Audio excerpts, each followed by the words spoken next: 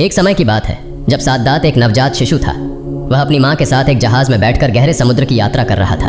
उस समय साद्दात की उम्र मात्र 2 या 3 दिन की थी। जब जहाज समुद्र के बीचों बीच पहुंचा, अचानक जोरदार तूफान और बारिश शुरू हो गई। जहाज धीरे धीरे डूबने लगा, लेकिन साद्दात की माँ ने जहाज के एक तख्ते को तैरते हुए देखा। बड़ी मुश्किल से उन्होंने अपने बच्चे को उस तख्ते पर रख दिया और तैरने लगी। जहाज में सवार सभी लोग मारे गए, लेकिन साद्दात और उसकी माँ किसी तरह जिंदा बच गए। विशाल समुद्र में उनके पास कोई नहीं था जो उनकी मदद कर सके, सिर्फ अल्लाह पर भरोसा था। अपने बच्चे को देखते हुए माँ की आंखों में आंसू आ गए। वह समझ नहीं पा रही थीं कि इस मासूम बच्चे को कैसे बचाएंगी। उनका दिल बेचैन हो गया था। तभी अल्लाह रब्बुल आलमीन ने फरिश्ता अजराइल को बुलाया और कहा, ऐ अजराइल, उस गहरे समुद्र में जाओ जहाँ माँ और बच्चा जिंदा हैं। अब जाकर उस माँ की जान निकाल लो। अजराइल फरिश्ता तुरंत समुद्र के बीच पहुंचा, जहाँ उसने देखा कि माँ अपने बच्चे को प्यार कर रही थी और उसे दूध पिला रही थी, बच्चे को बचाने की हर संभव कोशिश कर रही थी। यह देखकर अजराइल को थोड़ा दुख हुआ। उसने सोचा, ऐ अल्लाह, अब इस माँ की जान लेनी है, लेकिन इस बच्चे का क्या होगा। दर्द भरे दिल से अजराइल ने माँ की जान ले ली और वहां से चला गया। अल्लाह के आदेश से समुद्र शांत हो गया और बच्चा धीरे धीरे तैरते हुए जंगल के किनारे पहुंच गया। बच्चा भूख के कारण रो रहा था। उस जंगल में एक बड़ा बाघ और बाघिन रहते थे। उनका भी बच्चा था, लेकिन उनके बच्चे मर गए थे। अल्लाह के आदेश से बाघ बच्चे के पास आया और उसे देखकर उसकी ममता जाग उठी। बाघिन ने बच्चे को दूध पिलाया और इस तरह एक दिन बीत गया। अगले दिन एक मछुआरा मछली पकड़ने के लिए उस जंगल के पास से गुजर रहा था। अचानक उसकी नज़र उस बच्चे पर पड़ी। बच्चे को देखकर मछुआरे को बहुत दया आई। उसने कहा, हे अल्लाह, यह बच्चा कितना सुंदर है। नहीं जानता यह बच्चा किसका है और ऐसी जगह पर यह कैसे जीवित है जहां इसके पास खाने के लिए कुछ भी नहीं है। इन विचारों में खोए मछुआरे ने अंततः बच्चे को उठा लिया और उसे अपने कबीले के सरदार के पास ले गया। सरदार बच्चे को देखकर बहुत प्रभावित हुआ और उसने पूछा, यह बच्चा कहाँ से मिला? क्या तुम जानते हो कि इसके माता पिता कहाँ हैं? हमें इसे उसके माता पिता को लौटाना चाहिए। मछुआरे ने जवाब दिया, सरदार जी, मैं जब जंगल के पास से गुजर रहा था तब मैंने इसे एक पेड़ के नीचे रोते हुए पाया। इसके आसपास कोई नहीं था। मुझे लगता है कि इसके माता पिता अब इस दुनिया में नहीं रहे। इसे देखकर मुझे बहुत दया आई, इसलिए मैं इसे आपके पास लाया हूँ। सरदार ने कहा, ठीक है, मेरे पास कोई बच्चा नहीं है। इस बच्चे की जिम्मेदारी अब मैं उठाऊंगा। आज से मैं इसे पालूंगा। इस तरह साद्दात बड़ा होने लगा। जब वह 8-9 साल का हुआ तो अन्य बच्चों के साथ खेलता। वह बहुत ही सुंदर और स्वस्थ था। उसकी मासूमियत सभी को आकर्षित करती थी। वह बेहद बहादुर और चालाक था। एक दिन वह मैदान में खेल रहा था, तभी अचानक उसने देखा कि कुछ सैनिक बगल की सड़क से गुजर रहे थे। यह देखकर सभी लोग डर के मारे भाग गए, लेकिन बच्चा साद्दात वहीं खड़ा रहा। उन सैनिकों में से एक की एक आंख अंधी थी। उसे पता था कि सुरमा अंधापन दूर करने में एक महान औषधि है, इसलिए वह जहां भी जाता सुरमा की तलाश करता। सड़क के किनारे से गुजरते समय उस अंधे सैनिक को एक सुंदर डिब्बा दिखाई दिया। जब उसने उसे उठाकर देखा तो वह सुरमे का डिब्बा था, जिससे वह बहुत खुश हुआ। सैनिक ने डिब्बा खोलकर सुरमा अपनी आंखों में लगाने का प्रयास किया। तभी एक और सैनिक ने कहा, आप सुरमा लगाने से पहले इसे जांच लीजिए, इसमें कोई हानिकारक तत्व हो सकता है। तब वह सैनिक बोला, इसे कैसे जांचें? तभी एक और सैनिक ने कहा, वहां देखो, वह बच्चा खड़ा है, उससे जांच करवाओ। तब उस सैनिक ने बच्चे से कहा, तुम यहाँ क्यों खड़े हो? इधर आओ। बच्चा बिना डरे आगे आया और बोला, आपने मुझे क्यों बुलाया? मैंने कुछ नहीं किया। सैनिक ने कहा, यह सुरमा अपनी आंखों में लगाओ। बच्चा बिना डरे सुरमा अपनी आंखों में लगाने लगा। सुरमा लगाते ही उसकी अंतरात्मा की आंखें खुल गईं। अब वह दुनिया की हर वस्तु को देख सकता था, यहाँ तक कि धरती के नीचे छिपा सोना, चांदी, हीरे और अन्य कीमती खजाने भी। वह बच्चा बहुत चालाक था। केवल चालाक ही नहीं बल्कि धोखेबाज भी था। उसने सोचा, यह सब इन्हें नहीं बताया जा सकता, मुझे कुछ और कहना होगा। उधर एक सैनिक बोला, तुम कुछ कह क्यों नहीं रहे हो? तुम्हें क्या हुआ? तभी बच्चा झूठी एक्टिंग करते हुए रोने लगा और बोला, सुरमा लगाने से मेरी आंखों में बहुत तेज दर्द हो रहा है। मेरी आंखें जल रही हैं। अब मैं क्या करूं? आपने मुझे क्या दिया? यह सुनकर एक सैनिक ने अंधे सैनिक से कहा, लगता है सुरमे में कोई मिलावट है, यह असली सुरमा नहीं है। इसके बाद उन्होंने सुरमे का डिब्बा फेंक दिया और वहां से डर के मारे भाग गए। बच्चा तुरंत वह सुरमे का डिब्बा उठाकर अपने घर आ गया। घर आकर उसने अपने पिता से कहा, पिताजी, मुझे एक ऐसी चीज मिली है जिससे हम बहुत जल्दी राजा बन सकते हैं। तब उसके पिता ने कहा, क्या मिला है? तब बच्चे ने कहा, पिता, मुझे एक ऐसा सुरमा मिला है जिसे लगाने से धरती के नीचे छिपा सोना, चांदी, हीरे मोती सब कुछ दिखाई देने लगता है। तब उसके पिता ने कहा, यह तो बहुत खुशी की बात है बेटे, तुम्हें अब कोई डर नहीं है। मेरे पास बहुत से लोग हैं और अनगिनत घोड़े और गधे भी। तुम आंखों में सुरमा लगाकर चलो, जहां भी तुम सोना चांदी का खजाना देखोगे हमें बता देना, हम उसे उठा लेंगे।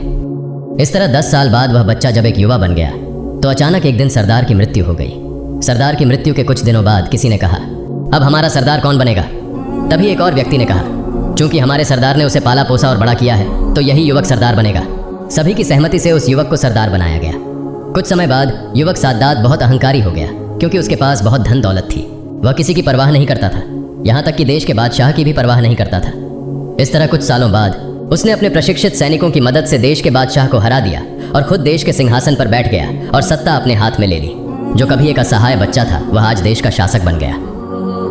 एक दिन बादशाह साद्दात ने अपनी राजसभा में मंत्रियों, वजीरों और सभी अधिकारियों को बुलाकर कहा, मेरे पास धन दौलत, सोना चांदी, हीरे जवाहरात, हाथी घोड़े गधे सहित कुछ भी कमी नहीं है।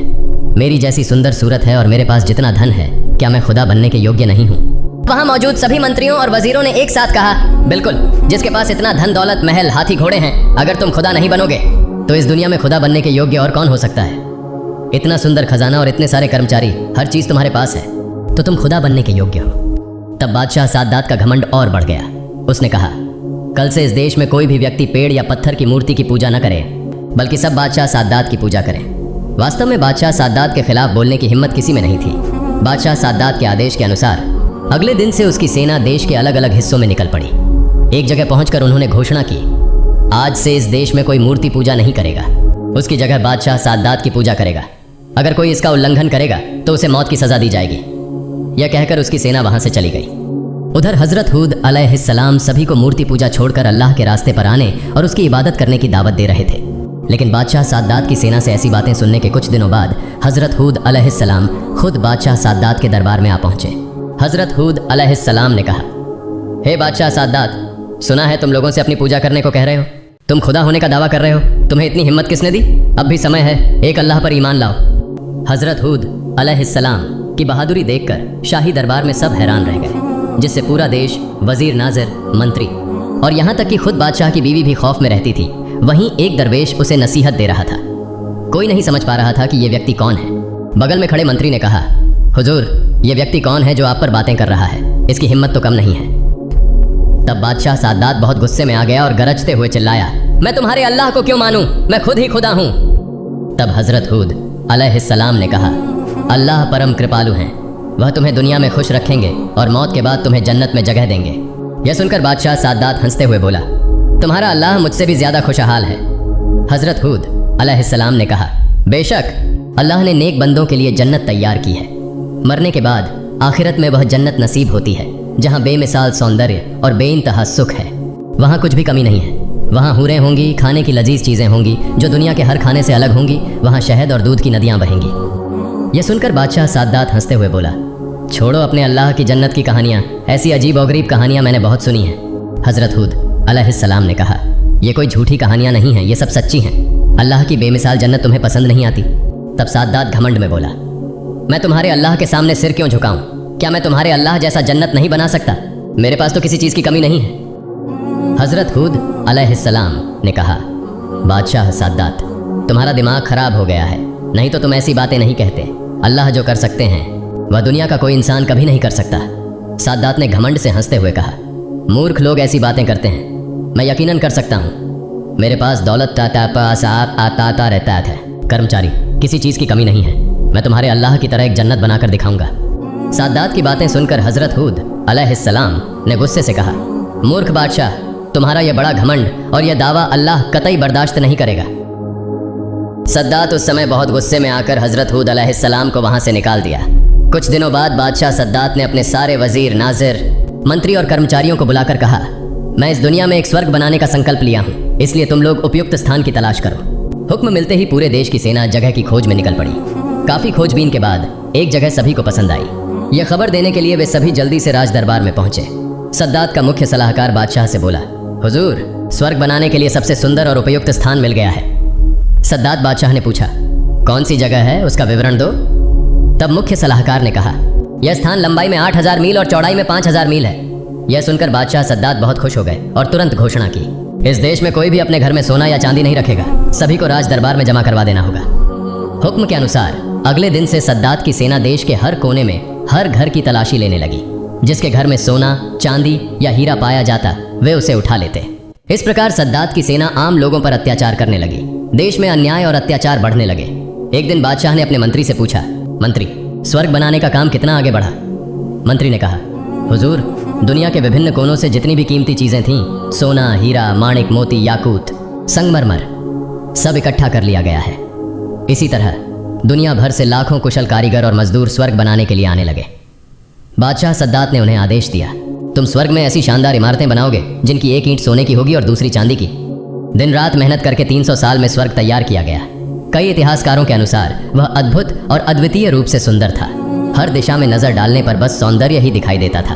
वहाँ शाही महल के चारों ओर सफेद संगमरमर की अनगिनत कारीगरी की गई थी। बगीचों में सोने चांदी के पेड़ लगे थे जिनकी पत्तियां और फल कीमती पत्थरों से बने थे। वहां से एक खुशबूदार झरना बहता था जिसमें पानी गुलाब की तरह महकता था। आखिरकार एक दिन बादशाह सद्दात अपने पूरे लाव लश्कर के साथ उस स्वर्ग में प्रवेश करने के लिए निकल पड़ा। जब वह स्वर्ग के दरवाजे के पास पहुंचा तभी अल्लाह ताला ने हजरत अजराइल फरिश्ते को हुक्म दिया, जाओ और बादशाह सद्दात की रूह कब्ज कर लो। हजरत अजराइल एक खूबसूरत युवक का रूप लेकर स्वर्ग के दरवाजे पर खड़े हो गए। उन्हें देखकर बादशाह ने सोचा कि वे स्वर्ग के दरवानी हैं और उनसे पूछने लगे, तुम क्या स्वर्ग के दारोगा हो? युवक ने उत्तर दिया, नहीं, मैं हजरत अजराइल हूं और तुम्हारी रूह कब्ज करने आया हूं। सद्दात यह सुनकर चौंक गए, क्रोध में आकर चिल्लाए, सावधान, मुझसे मजाक मत करो। बिना किसी का इंतजार किए उसने खुद ही अजराइल का सामना करने के लिए तैयार हो गया। लेकिन क्या आश्चर्य, वह वहीं पत्थर की तरह ठिठक कर रह गया। डर से उसका पूरा शरीर पसीने से तर हो गया। वह चिल्लाते हुए बोला, सैनिकों, दुश्मन का मुकाबला करो। तभी हजरत अजराइल फरिश्ता जोर से हंसते हुए बोले, कहाँ है तुम्हारी वह विशाल सेना, कहाँ है तुम्हारी वह बड़ी ताकत? सद्दात ने गौर से देखा, उसके सभी सैनिक, मंत्री और नौकर चाकर जहां थे वहां से सभी गायब हो चुके थे। सद्दात ठिठुरने लगा, उसके घुटने कांपने लगे। फिर वह डरते हुए स्वर में बोला, क्या तुम सचमुच अजराइल हो? हजरत अजराइल फरिश्ता बोले, हाँ, मैं ही अजराइल हूँ, लेकिन अब मेरे पास देर करने का समय नहीं है। मुझे अल्लाह का आदेश पूरा करना है और मैं अभी तुम्हारी जान लेने आया हूँ। सद्दात असहाय होकर रोने लगा, बच्चे की तरह घिघियाने लगा और हाथ जोड़कर पैरों में गिरकर कहने लगा, हे अजराइल, मुझे थोड़ा सा और समय दो। मैंने इतने वर्षों की मेहनत से यह जन्नत बनाई है, मुझे बस थोड़ा सा समय दो इसे देखने का। हजरत अजराइल फरिश्ता ने सख्त आवाज में कहा, खबरदार, एक कदम भी आगे मत बढ़ाना। सद्दात ने जोर जोर से रोना शुरू कर दिया। उसी अवस्था में हजरत अजराइल फरिश्ता ने उसकी जान ले ली। फिर अचानक एक भयंकर और जोरदार आवाज के साथ सद्दात का बनाया हुआ वह शानदार जन्नत पूरी तरह से धरती में मिल गया। धरती पर उसकी कोई निशानी बाकी नहीं रही। धरती पर घमंड का यह परिणाम होता है और यह लोगों के दिलों में बस एक सबक बनकर रह गया। एक दिन हजरत अजराइल फरिश्ता अल्लाह के दरबार में हाजिर हुए और कहने लगे, मैं आपकी आज्ञा से लोगों की जान लेता हूँ और मुझे कभी कोई ममता नहीं आती, लेकिन 2 बार ऐसा हुआ जब मुझे जान लेते समय थोड़ा अफसोस हुआ। उनमें से एक वह महिला थी जो समुद्र में जहाज के डूबने के बाद अपने बच्चे के साथ एक लकड़ी पर तैर रही थी और तभी आपने उसकी जान लेने का हुक्म दिया। तब मुझे उस बच्चे के लिए बहुत दया आई कि अब उसका क्या होगा, उसे कौन दूध पिलाएगा, कौन उसकी देखभाल करेगा। और दूसरा था वह बादशाह जिसने सैकड़ों वर्षों की मेहनत से एक अद्भुत जन्नत बनाई थी। जब वह उसमें प्रवेश करने ही वाला था तब आपने मुझे उसकी जान लेने का हुक्म दिया। मुझे बहुत बुरा लगा कि उसने अपनी बनाई हुई जन्नत को एक पल के लिए भी नहीं देख पाया। हजरत अजराइल फरिश्ता की यह बात सुनकर अल्लाह रब्बुल आलमीन ने कहा, हे अजराइल, जिसके लिए तुम्हें दया आई, जिसके लिए तुम अफसोस कर रहे हो, वह वही बच्चा है जिसकी माँ की जान लेने पर तुम्हें समुद्र में दया आई थी। वह बच्चा बड़ा होकर मेरा नाफरमान बना, घमंड किया और मुझे इनकार किया। उसने मेरे आदेशों का विरोध किया, इसलिए मैंने उसे उसकी जन्नत में कदम रखने का मौका नहीं दिया, बल्कि उसके अंदर प्रवेश करने से पहले ही सब कुछ नष्ट कर दिया। प्रिय दर्शकों, इस घटना से हमें सीख लेनी चाहिए। अगर अल्लाह की दी हुई नेमतों का हम नाजायज़ इस्तेमाल करें, अल्लाह की नाफरमानी करें और घमंड करें तो इसका अंजाम बहुत बुरा होता है। हम इस दुनिया में अल्लाह की दी हुई नेमतों के बीच रहते हुए भी लगातार उसकी नाफरमानी कर रहे हैं। हमें इन बुराइयों से बचना चाहिए और सही रास्ते पर चलने की कोशिश करनी चाहिए। अल्लाह ताला हमें घमंड, लालच, सूद, रिश्वत और हराम से दूर रखे और हमें पैगंबर मोहम्मद सल्लल्लाहु अलैहि वसल्लम के दिखाए हुए रास्ते पर चलने की तौफीक दे। आमीन।